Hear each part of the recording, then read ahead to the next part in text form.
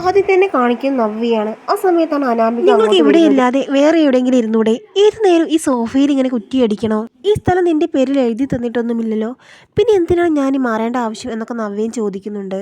ഏതു നേരം നീ ഇവിടെ ഇരിക്കും, ഇവിടെ വേറെ ആർക്കും ഇരിക്കേണ്ടേ എന്നൊക്കെ അനാമിക പറയുമ്പോൾ, അതെ ഇവിടെ വേറെ സ്ഥലവും ബാക്കിയില്ലേ, നിനക്ക് അവിടെ ഇരുന്നൂടെ എന്നൊക്കെ നവ്യയും പറയുന്നുണ്ട്. ആ സമയത്താണ് അനി അങ്ങോട്ട് വരുന്നത്. എന്താ അനാമിക പ്രശ്നം? എന്താ പ്രശ്നമെന്നോ? എൻ്റെ പ്രശ്നം ഇവളും ഇവളുടെ അനിയത്തിയും തന്നെയാ. ഇത് അനാമിക്ക് ഞാൻ എന്നോട് പല പ്രാവശ്യം പറഞ്ഞിട്ടുണ്ട്, പ്രായത്തിൽ മൂത്തവരോട് ഇങ്ങനെ ബഹുമാനമില്ലാതെ സംസാരിക്കരുതെന്ന്. ഇവളെ ഞാൻ ബഹുമാനിക്കണമെന്നോ? ഇവളെ എന്താണ് വിളിക്കേണ്ടതെന്ന് എനിക്ക് നന്നായിട്ട് അറിയാം എന്നൊക്കെ അനാമികയും പറയുന്നുണ്ട്. അത് കേട്ട് നവ്യ പറയുന്നുണ്ട്, അനി ഇവളെന്ന് വിളിച്ചോണ്ട് പോകുമ്പോൾ വെറുതെ വഴക്കിന് വരികയാ. നവ്യയോട് നീ എന്തിനാണ് ഇങ്ങനെ വഴക്കിടുന്നത്? നിനക്ക് നിന്റെ പണി നോക്കിക്കൂടെ എന്നൊക്കെ അനി പറയുകയാണ്. ഞാനല്ല വഴക്കുണ്ടാക്കിയത്, ഇവരാണ് ചുമ്മാ പിറകെ നടന്ന് വഴക്കുണ്ടാക്കുന്നത്. നീ നീ ഇവളെ ഒന്ന് കൊണ്ടുപോകുമോ? എനിക്ക് ഇവളുടെ നുണപ്പറച്ചിൽ കേൾക്കാൻ വയ്യ. ഇവളുടെ ജീവിതത്തിലൊരു ഭാഗമാണ് ഇവളുടെ നുണപ്പറച്ചിൽ. നിനക്കും നിന്റെ അനിയത്തിമാർക്കും നല്ലൊരു പണി ഞാൻ തരുന്നുണ്ട്, അതിനുവേണ്ടി നീ കാത്തിരുന്നോ? പ്രത്യേകിച്ച് ആ നന്ദുവിന്. അത് കേട്ട് നവ്യ പറയുന്നുണ്ട്, ഇവളുടെ ചളി കേട്ടിട്ട് എനിക്ക് ചിരിക്കാനും കരയാനും പറ്റാത്ത അവസ്ഥയാണ് അനി. അതെ ഞാനും നാനയും ചിലപ്പോൾ നിനക്ക് താഴ്ന്നു തന്നേക്കും. വെറുതെ നന്ദുവിനെ തൊട്ട് നീ പണി വാങ്ങേണ്ട. 4-5 തടിമാടന്മാരെ ഒറ്റയ്ക്ക് അടിച്ചൊതുക്കുന്നവളാണ് അവൾ. അങ്ങനെയുള്ള അവൾക്ക് പെൻസിൽ പോലത്തെ നിന്നെ അടിച്ചൊതുക്കാൻ അത്ര വലിയ പ്രയാസമൊന്നുമില്ല. നീ നോക്കിക്കോ, കുറച്ച് കഴിഞ്ഞാൽ അറിയാം ഈ അനാമിക ആരാണെന്ന്. എൻ്റെ അനിയത്തി മേലനങ്ങാൻ കഴിയാതെ ഹോസ്പിറ്റലിൽ കിടക്കുന്നത് ഞാൻ കാണിച്ചു തരാം. വെറുതെ വീരവാദം മുഴക്കിയാൽ പോരാ, ഒന്ന് ചെയ്ത് കാണിക്ക്, അപ്പോൾ അറിയാം ബാക്കി എന്നൊക്കെ നവ്യയും പറയുന്നുണ്ട്. അനാമിക നവ്യയോട് ദേഷ്യം പിടിച്ച് അവിടെ നിന്ന് പോകുന്നുണ്ട്. അത് കേട്ട് അനി പറയുന്നുണ്ട്, എന്തിനാണ് അവളോട് അങ്ങനെ പറഞ്ഞത്? അനാമിക കുറച്ച് ഗുണ്ടകളെ ഇറക്കി ആ നന്ദുവിന് പണി ഉണ്ടാക്കി വെക്കും. ഇങ്ങനെ ഒരു വെല്ലുവിളി വേണ്ടായിരുന്നു നന്ദുച്ചി. എപ്പോഴാണ് പണി കിട്ടുക എന്ന് പറയാൻ പറ്റില്ല. അനി ഞാനത് ഓർക്കാഞ്ഞിട്ടല്ല. അവളുടെ ഇങ്ങനെയുള്ള ഒരു സംസാരം കേൾക്കുമ്പോൾ എനിക്ക് തന്നെ വെല്ലുവിളിക്കാൻ തോന്നും. നന്ദു അത്ര മോശക്കാരിയൊന്നുമല്ല. അവൾക്കിട്ട് പണി കൊടുത്താൽ അവൾ അടിച്ചൊതുക്കി താഴെയിടും. എനിക്ക് നിന്റെ കാര്യം ആലോചിക്കുമ്പോഴാണ് വിഷമം. ഇങ്ങനെ ഒരു തീയാണല്ലോ നിനക്ക് ഭാര്യയായി കിട്ടിയിരിക്കുന്നത് എന്ന് പറഞ്ഞ് നവ്യ അവിടെ നിന്ന് പോവുകയാണ്. അവരെത്തിയ നവ്യയ്ക്കാണെങ്കിൽ ആകെ വല്ലാത്തൊരു വിഷമമാവുകയാണ്. അച്ഛനെയും അമ്മയെയും നയനെയും നന്ദുവിനെയും കാണാൻ വേണ്ടിയിട്ട് നവ്യയ്ക്കാണെങ്കിൽ വല്ലാത്തൊരു ആഗ്രഹം വരികയാണ്. എന്തായാലും വെറുതെ ഇരിക്കുകയല്ലേ, വീട്ടിലൊന്ന് പോയിട്ട് വരാം, വരുന്ന വഴിക്ക് ഹോസ്പിറ്റലിലേക്കും പോകാം എന്നൊക്കെ അങ്ങനെ നവ്യ ചിന്തിക്കുകയാണ്. വീട്ടിലൊക്കെ പോയി നല്ല ഭക്ഷണമൊക്കെ കഴിച്ചിട്ട് വരാം. കുറേ ദിവസമായി നല്ല ഭക്ഷണമൊക്കെ കഴിച്ചിട്ട്. വായന പോയത് മുതൽ വായക്ക് രുചിയായ ഭക്ഷണമൊന്നും കഴിച്ചിട്ടില്ല. ആ സമയത്താണ് അബി അങ്ങോട്ട് വരുന്നത്. അബി ഇന്നല്ലേ ഹോസ്പിറ്റലിലേക്ക് പോകേണ്ടത്? ഇന്നായിരുന്നു ഹോസ്പിറ്റലിലേക്ക് പോകേണ്ടത്. എനിക്ക് വേറെ സ്ഥലത്ത് പോകാനുണ്ട്, നമുക്ക് നാളെ പോകാം. അതെങ്ങനെയാണ് ശരിയാവുക അബി? ഇന്നലെ ഡോക്ടർ വരിക, പിന്നെ എങ്ങനെയാണ് നാളെ പോവുക? ഡോക്ടറൊക്കെ നാളെ ഉണ്ടാകും, അതുകൊണ്ട് നാളെ പോകാം എന്നൊക്കെ അബി ഞാൻ ദേഷ്യത്തോടെ പറയുകയാണ്. നീ എന്നെ ഹോസ്പിറ്റലിലേക്ക് കൊണ്ടുപോകുന്നില്ല എന്ന് ഞാൻ മുത്തശ്ശനോടും മുത്തശ്ശിയോടും പറഞ്ഞിട്ട് വരാം എന്നൊക്കെ നവ്യ പറയുമ്പോൾ, എൻ്റെ പൊന്നു നവ്യ എന്ത് പറയുമ്പോഴും നീ എന്തിനാണ് മുത്തശ്ശൻ്റെയും മുത്തശ്ശിയുടെ അടുത്തേക്ക് ഓടുന്നത്? പിന്നെ എനിക്ക് എൻ്റെ കുഞ്ഞിൻ്റെ സുരക്ഷ അത്യാവശ്യമാണ്. ഭർത്താവ് ഞാൻ പറഞ്ഞത് കേട്ടിട്ടില്ലെങ്കിൽ പിന്നെ എനിക്ക് ഇതേ നടക്കുകയുള്ളൂ. അവരാണെങ്കിൽ എന്നെ പെട്ടെന്ന് ഹോസ്പിറ്റലിലേക്ക് എത്തിച്ചോളും. നീ ഇനി കൂടുതലൊന്നും പറയാൻ നിൽക്കേണ്ട, ഞങ്ങൾക്ക് ഇപ്പോൾ തന്നെ ഹോസ്പിറ്റലിലേക്ക് പോകാം. ഹോസ്പിറ്റലിൽ മാത്രം പോയാൽ പോരാ, അതിനുശേഷം എൻ്റെ വീട്ടിലേക്ക് പോകണം. വീട്ടിലുള്ളവരെ കാണാൻ എനിക്ക് വല്ലാത്ത കൊതിയാവുന്നുണ്ട്. ഞാൻ കുറച്ച് തിരക്കുള്ള ആളാണ്, നിന്റെ കൂടെ അങ്ങനെ എല്ലാ സ്ഥലത്തേക്കും വരാൻ എനിക്ക് കഴിയില്ല. നീ എന്താണ് ഇങ്ങനെ? നീ എന്താണ് എൻ്റെ അവസ്ഥ മനസ്സിലാക്കാത്തത്? നിനക്ക് റെസ്റ്റ് പറഞ്ഞിരിക്കുകയാണ്. ഗർഭിണിയായ നീ എല്ലാ സ്ഥലത്തേക്കും ഇങ്ങനെ പോകരുത്. പൊതുവേ ഡോക്ടർമാർ ഗർഭിണികളോട് റെസ്റ്റ് എടുക്കാൻ പറയും എന്ന് കരുതി സ്വന്തം വീട്ടിലേക്ക് ഒന്ന് പോകാതിരിക്കാൻ പറ്റുമോ? എന്തായാലും ഞങ്ങൾക്ക് പോകണം എന്നൊക്കെ പറയുകയാണ് നവ്യ. സ്വന്തം വീട്ടിൽ പോകുകയാണെന്നോ? ആരാണ് അതിന് നിന്റെ വീട്ടിലേക്ക് പോകുന്നത്? അബി നീ ഒന്നും പറയണ്ട, എനിക്ക് ഇന്ന് എൻ്റെ വീട്ടിലേക്ക് പോകണം. അതെ, അന്ന് ഞാൻ നിന്റെ വീട്ടിലേക്ക് വന്നത് നിന്നോട് ആത്മാർത്ഥമായ സ്നേഹം തോന്നിയത് കൊണ്ട് തന്നെയാ. പക്ഷെ നിന്റെ ചേച്ചി എൻ്റെ വല്യമ്മയുടെ ഒപ്പിച്ച പണി എനിക്ക് ഒരിക്കലും മറക്കാൻ പറ്റില്ല. അവരെന്തായാലും നിന്റെ വീട്ടിൽ കാണും, അതുകൊണ്ട് അവരുള്ള വീട്ടിലേക്ക് ഞാൻ വരില്ല. ശരി നീ വരണ്ട, നീ എന്നെ അതുവരെ ഒന്ന് ഡ്രോപ്പ് ചെയ്താൽ മതി. നീ എങ്ങനെ തിരിച്ചു വരും എന്നൊക്കെ അബി ചോദിക്കുമ്പോൾ, എന്നെ ഇങ്ങോട്ട് എൻ്റെ അച്ഛനാക്കി തരും, പിന്നെ അവിടെ നിൽക്കുമ്പോൾ എനിക്ക് കുറച്ച് സന്തോഷം കിട്ടുമല്ലോ എന്നൊക്കെ നവ്യ പറയുമ്പോൾ, സ്ഥിരമായിട്ട് നീ അവിടെ നിന്നോ, നീ പോകുമ്പോൾ നിന്റെ ഡ്രസ്സെല്ലാം എടുത്തോ, ഇനി 7-ാം മാസത്തിൽ കൊണ്ടുപോകുന്ന ചടങ്ങൊന്നും വേണ്ട, നീ അവിടെ പോയി നിന്നോ. അങ്ങനെയാണെങ്കിൽ നിന്റെ അമ്മയും അച്ഛനും നിന്നെ പൊന്നു പോലെ നോക്കുമല്ലോ. പിന്നെ നിനക്ക് ചിലവിന് വല്ലത് വേണമെങ്കിൽ ഞാൻ അങ്ങോട്ട് എത്തിച്ചു തരാം. എൻ്റെ മനസ്സിലിരിപ്പ് കൊള്ളാം. ഞാൻ അങ്ങോട്ട് പോയിട്ട് നിനക്ക് വല്ല പെൺപിള്ളേരുടെ കൂടെ ചുറ്റിക്കറങ്ങി നടക്കണം. ഞാൻ പറഞ്ഞത് വെറുതെ ആയിപ്പോയി. ഞാൻ നല്ല കാര്യം പറയുമ്പോൾ നിനക്ക് ഇങ്ങനെയൊക്കെ തോന്നും.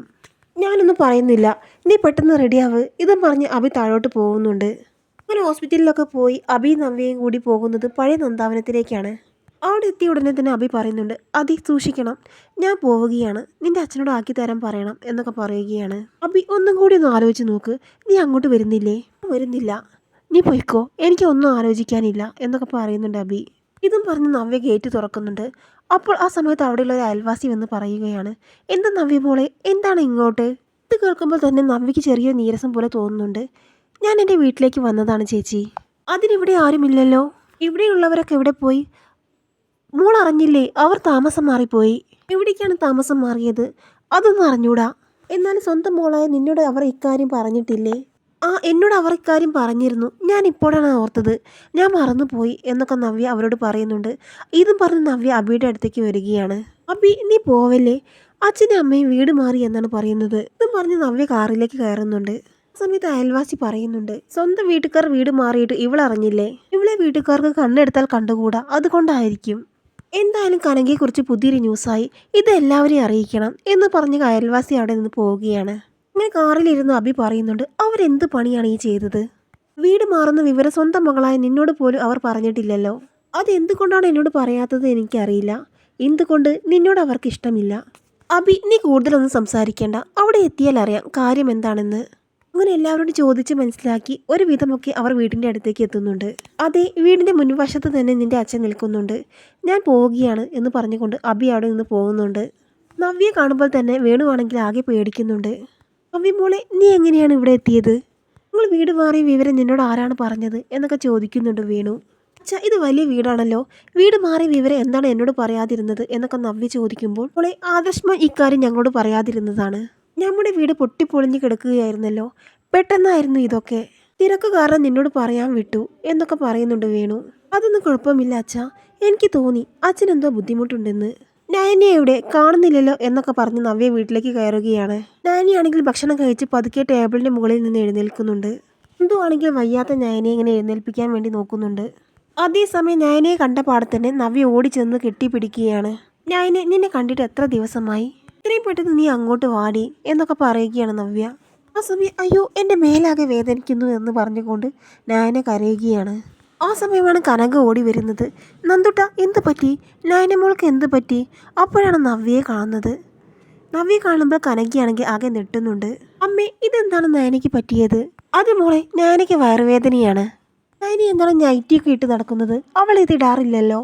അത് ചേച്ചി, നയനെ, നീ എന്നോട് കള്ളം പറയരുത്. അമ്മേ, എന്താണ് അമ്മേ സത്യം? എന്നോട് സത്യം പറയണം, ഞാൻ ആരോടും പറയില്ല. അത് കേട്ട് നന്ദു പറയുന്നുണ്ട്, ചേച്ചി പ്രശ്നമൊന്നുമില്ല. നന്ദു, നീ ഒന്നും മിണ്ടണ്ട. അമ്മേ, സത്യം പറയണം, എന്താണ് ഉണ്ടായത്? ചേച്ചി, നീ വലിയ കാര്യമാക്കരുത്, എനിക്കൊരു സർജറി കഴിഞ്ഞു. അയ്യോ, സർജറി കഴിഞ്ഞെന്നോ? എന്നോട് ഈ കാര്യം ആരും പറഞ്ഞിട്ടില്ലല്ലോ. ഞാൻ നിന്നെ എത്ര പ്രാവശ്യം വിളിച്ചു? നിന്റെ സംസാരത്തിൽ തന്നെ എനിക്ക് എന്തൊക്കെയോ ആവശ്യത തോന്നിയതാണ്. പക്ഷെ അമ്മ ഇക്കാര്യം എന്നോട് പറഞ്ഞിട്ടില്ലല്ലോ. അച്ഛൻ എന്നോടൊന്നും പറഞ്ഞിട്ടില്ല. നന്ദൂട്ടനെ ഞാൻ എപ്പോഴും വിളിക്കാറുള്ളതാണ്, അവൾ എന്നോടൊന്നും പറഞ്ഞിട്ടില്ല. എന്താണ് പറ്റിയത് അച്ഛൻ നയനയ്ക്ക്? അത് മോളെ, ദേവ്യാനിക്ക് കരളും ബ്ലഡും എല്ലാം കൊടുത്തത് നമ്മുടെ നയന മോളാണ്. എന്ത്, അമ്മായി സഹായിച്ചത് നയനയാണെന്നോ? അപ്പോൾ കനക പറയുന്നുണ്ട്, അതേ മോളെ, ഈശ്വര, ഈ കാര്യമൊന്നും അവർ അറിയില്ലല്ലോ. അതൊക്കെ അവർ അറിയേണ്ടതല്ലേ, പ്രത്യേകിച്ച് ആ അമ്മായി. നയനെ അത്രത്തോളം വെറുക്കുന്നുണ്ട് അവർ. മോളെ നയനെ, നിനക്കിപ്പോൾ കുഴപ്പമൊന്നുമില്ലല്ലോ? എനിക്കിപ്പോൾ ഒരു കുഴപ്പവുമില്ല ചേച്ചി, ചെറിയൊരു ബുദ്ധിമുട്ടുണ്ട്, അത്രമാത്രം. ഇതൊക്കെ കനക പറയുന്നുണ്ട്, മോൾ അടുത്ത് അധികം നിൽക്കേണ്ട, മോൾക്ക് ഇൻഫെക്ഷൻ വരും. എന്നാലും അമ്മേ, എനിക്കിന്ന് ഇങ്ങോട്ട് വരാൻ തോന്നിയത് എത്ര നന്നായി. ഇപ്പോഴല്ലേ മനസ്സിലായത് ആദർശേട്ടൻ എന്തിനാണ് ഈ വീടെടുത്ത് തന്നതെന്ന്. എന്നാലും നയനെ, ആദർശേട്ടൻ കണ്ടറിഞ്ഞ് ഓരോന്ന് ചെയ്തു തരുന്നുണ്ടല്ലോ. ഇവിടെ എന്നെ കൊണ്ടുവിട്ടേച്ച് പോയതാ. നയനയുടെ അവസ്ഥ കണ്ടിട്ട് എനിക്ക് സഹിക്കുന്നില്ല അമ്മേ, ഞാൻ പോകുന്നില്ല.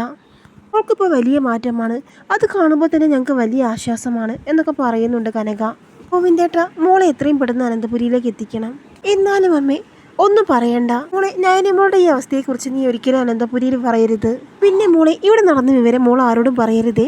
ഇല്ല അമ്മേ, ഞാൻ ആരോടും പറയില്ല. എന്തായാലും നവ്യ കാര്യങ്ങളെല്ലാം അറിഞ്ഞു. ഇനി നല്ല ട്വിസ്റ്റുകൾ നിറഞ്ഞ എപ്പിസോഡുകളാണ് പത്തരംമാറ്റിൽ വരാൻ പോകുന്നത്.